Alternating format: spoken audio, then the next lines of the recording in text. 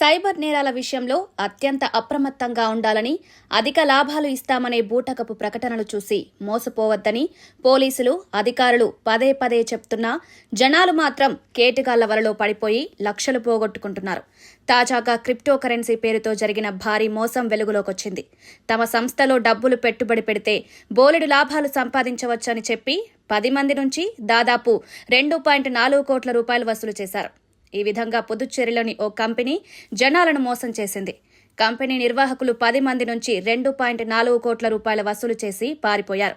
బాధితుడు అశోక్ అనే రిటైర్డ్ ఉద్యోగి స్థానిక పోలీస్ స్టేషన్లో ఫిర్యాదు చేయడంతో స్కామ్ వెలుగులోకొచ్చింది. 2022 కోయంబత్తూర్లో తమన్నా భాటియాతో పాటు పలువురు ప్రముఖులతో కలిపి సదరు కంపెనీ నిర్వాహకులు నితీష్ జైన్, అరవింద్ కుమార్లు ప్రారంభించారు. మహాబలిపురంలో కంపెనీలో నిర్వహించిన సమావేశానికి కాజల్ అగర్వాల్ కూడా హాజరయ్యారు. కంపెనీ మీటింగ్లకు పెద్ద పెద్ద సెలబ్రిటీలు రావడంతో జనాలు పెద్ద ఎత్తున పెట్టుబడులు పెట్టారు.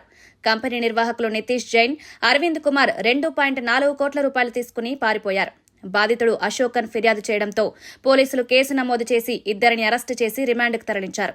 నటీమణులు కాజల్ అగర్వాల్, తమన్నా భాటియాలను సదరు కంపెనీ గురించి ప్రచారం చేయడంతో పోలీసులు వారిని విచారించి స్టేట్మెంట్లను రికార్డు చేయనున్నారు. వారు ప్రమోట్ చేయడం వల్ల వారు కూడా ఈ స్కామ్లో భాగస్వాములుగా ఉండవచ్చనే అనుమానాలపై దర్యాప్తు చేస్తున్నారు. ఈవెంట్లో పాల్గొన్నందుకు డబ్బులు ఎలా ఇచ్చారు, ముంబైలో జరిగిన ఈవెంట్లో ఇన్వెస్టర్లను తీసుకురావడానికి తమన్నా, కాజల్ ఎందుకు ప్రయత్నించారు అనే వివరాలను పుదుచ్చేరి పోలీసులు సేకరించనున్నారు. ఇప్పుడు కేసు దర్యాప్తులో భాగంగా కాజల్ అగర్వాల్, తమన్నాలను విచారించాలని పోలీసులు నిర్ణయించారు. 2022లో క్రిప్టో కరెన్సీ కంపెనీ కోయంబత్తూర్ ప్రధాన కార్యాలయంగా ప్రారంభమైంది. మహాబలిపురంలోని ఒక స్టార్ హోటల్లో జరిగిన ఈ కంపెనీ ప్రారంభోత్సవ కార్యక్రమంలో హీరోయిన్స్ కాజల్ అగర్వాల్, తమన్నా పాల్గొన్నారు. ఇప్పుడే వారి మెడకు చుట్టుకుంది. మరి దీనిపై ఈ స్టార్ హీరోయిన్స్ ఏ విధంగా స్పందిస్తారో చూడాలి. కానీ ఈ క్రిప్టో కరెన్సీ కేసు పాతదేనని 2024లోనే ఈడీ వాళ్లను విచారణకు పిలిచింది. కానీ నిందితులుగా కాదు, స్కామ్ బాధ్యుల గురించి మరిన్ని వివరాలు తెలుసుకోవడం కోసం. అంతే తప్ప వాళ్ళు చేసిన నేరం కాదు. ఆ స్కామ్ చేసిన కంపెనీ వీళ్లది కాదు అని కొందరంటున్నారు. కాకపోతే ఈ కేసు టీవీ, సినిమా సెలబ్రిటీలందరికీ ఓ గుణపాఠం. అడిగిన వారు డబ్బిచ్చారు, వెళ్లాలని కాకుండా ఆయా కంపెనీల పూర్వాపరాలేమిటో కాస్త తెలుసుకుంటే ఈ ఈడీల నోటీసులు, పోలీస్ కేసులు, విచారణ తలనొప్పులు ఉండవు.